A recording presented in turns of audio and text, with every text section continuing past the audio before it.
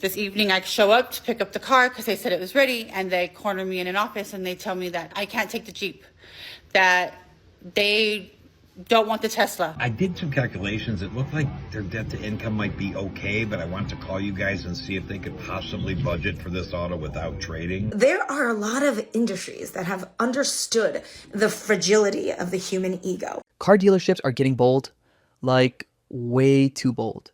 People are walking in ready to trade in their cars, ready to make sacrifices, ready to spend hours sitting in those plastic chairs filling out paperwork. And dealerships are turning around and canceling on them like it's nothing. Imagine giving up your car, rearranging your budget, maybe even taking time off work, only for the dealership to call you the next day and say, yeah, actually, deal's off. Meanwhile, they're relisting the same car you were approved for at a higher price. And legally, they can do it. That's the craziest part. This isn't just an inconvenience, it's a trap. Customers think they have the deal locked in because the salesperson said, you're good. But at most dealerships, nothing is final until the paperwork is fully processed by the bank, which means they can back out anytime. And what do they do with that power? They use it to their advantage. If the market shifts, if demand jumps, or if someone else walks in with more money, the dealership cancels your deal, marks the car up, and sells it to the next person. Meanwhile, you're stuck without a car, without leverage, and without the deal you were counting on. People don't realize how common this is becoming, and it's getting worse every month. Borrowers are desperate, interest rates are sky high, and dealerships know it. They're checking customers left and right, offering numbers that look good on paper, then flipping the script when they see a chance to squeeze more profit out of someone else. They have the legal power, the financial advantage, and the inventory control. Customers only have trust, and trust is exactly what gets broken. And here's what's scary. As long as dealerships can cancel deals after customers commit, consumers will always be at the bottom of the ladder. Trading in your car is becoming a gamble, not a guarantee. And unless people start demanding transparency and walking away from shady offers, this is only going to get worse. Dealerships aren't acting like partners anymore. They're acting like opportunists, and customers are paying the price. Check out some of these videos. There are a lot of industries that have understood the fragility of the human ego. There are many men and women who really want to show other people that they're worth something, that they mean something. And they do that through material means. And what is a more obvious thing than the car in which they drive? Because they figure, well, a car I'm going to use a lot. And so I'm going to get a lot of value out of this. So if I throw money at my car, it's actually going to elevate my status in the eyes of beholders, whether it's potential mates, it's potential clients, it's my friends and family. Everyone's going to respect me more if I have a nicer vehicle. And this is exactly why the car companies latch onto this philosophy, and they know exactly how to sell to that type of customer. It's almost like taking candy away from a kid. It's such an easy joke. It's so easy to take advantage of that kind of thinking. Oh, you want to sell more houses? Well, don't you need a nice Lexus in order to do that? Do you want your customers to think you're a brokey? No, of course not. You need a Lexus. Get one. This is exactly how they get people who are already down on their luck. These people already are not rich. They're trying to look rich. And this is exactly the sad thing. This is how they get you, is by your fragility of ego. I'm telling you, the times that I've made the worst decisions are because of ego, arrogance, and superficial, emotional boost. This is how they get you, whether it's selling you a purse, an investment product, a car. It's so easy to scam someone by preying on your base instincts to look good in front of other people. It's quite frankly the most easy thing to sell to. And the saddest thing of all is that these car companies allow these poor people essentially to drive off with nice cars because they offer you what's called subprime interest, which is prices on interest that are way higher than average for people with good credit, let's say 700 and above. People like me with credit over 700 and above, we get the best interest rates. We're paying 4 to 5% interest for a car. But for other people who have interest rates really under 4 to 500, they're paying 10 to 15 to 20 to 25% plus in interest for their vehicle. And this is why you see people that are poor, driving off with nice cars, but they're sucked into these crazy high interest rates, which leads to eventually repossession of their vehicle. And that's what happens, sadly, to so many people, is that they get sucked into this trap, basically because of their fragility of ego, which makes them make terrible financial decisions that suck them into these long-term financial traps. And really, just get away with a $3,000 beat-up car until you get rich. Don't drive anything nicer, seriously.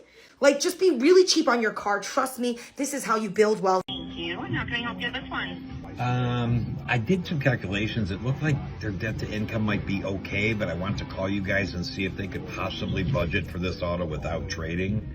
I thought they're about 30% total, but you guys do the calculations different, so I always call to make sure.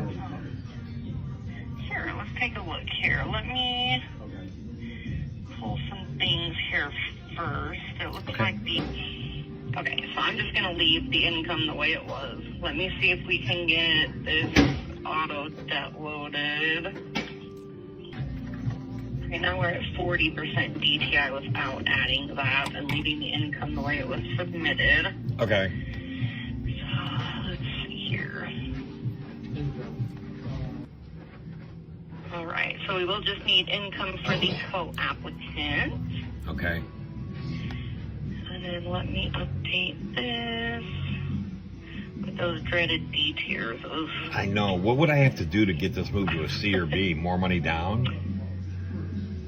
Or just loan to value? I would certainly be happy to take a look at it. Let me just update. Come on. Yeah, because if it's loan to value, I'll do what I have to do on the front end to try to make it better for the customer. Auto. So I'll remove that auto paid in full step, and then if you want to get income, the SSI, and the employment for the co-applicant, and then a current pay stub for the applicant, we will be happy to look at that for you, and I will just leave the income the way it is for now, okay? Okay, sounds good. I appreciate all your work. Thank you so much. Absolutely, hon. Okay, dear. Thanks for calling. All right, thank you. Thanks. Bye. Okay, social media or TikTok, I hate to come to you guys with this kind of shit, but I want to know if I have any legalities. I don't know what to do. I need to know if I have any legal stand. On Monday, I got a phone call from a salesman over at McCombs Ford West. And he's like, hey, come in. We have some good deals. Let me see what we could do on a trade. I have my Tesla. My Tesla has hail damage. I presented him with my Tesla with hail damage. And I told them that the car was totaled. I disclosed everything up front to them. They said, oh, your Carfax came back clear, no big deal. We worked out a deal. I picked out a 2022 Jeep Grand Cherokee. I'm shaking. I'm like fuming, like I'm shaking.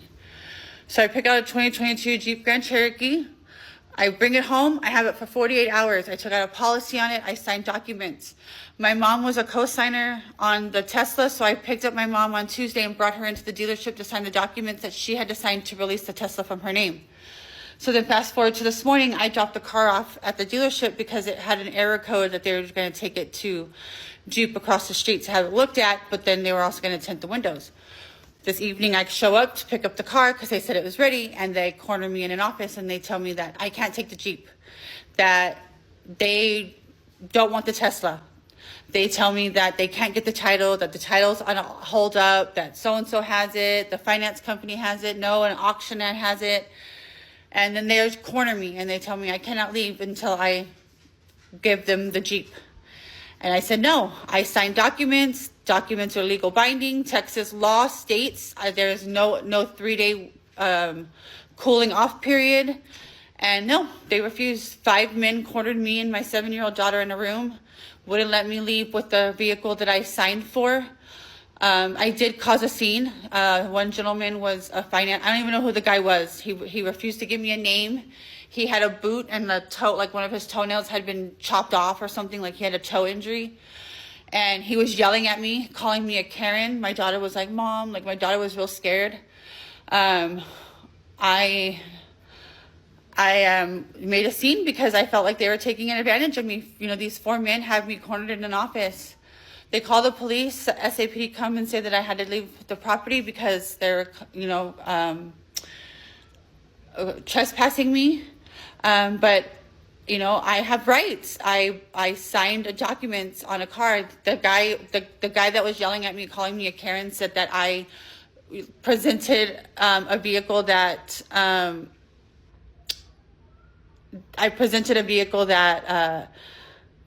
I falsely presented the vehicle, and I said no. I was upfront from the very get-go, and so I don't know what to do. And I usually don't do this. I don't want to do this, but I don't know what else to do. I called 2 civil attorneys, but it's after hours, so I don't even know if I have any rights. The thing about it is that they took advantage of me. They knew I was a single mom. My daughter was there, and yeah, it's pretty fucking humiliating, to say the least. So yeah, if anybody can help me, if you're in Texas and San Antonio, if you could share this, get the word out, please.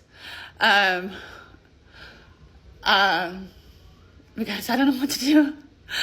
I'm fine staying with the car that I have. I was fine originally with it. But this sucks, dude. It fucking sucks. All right, TikTok, I need your help. So I am extremely angry. I just found out that the vehicle I just bought in December has a $90,000 lien on it. And the dealership failed to tell us that until today when we called, because we still have not received our license plate, which our temporary tags expire today. They never told us. Sorry, that's my son.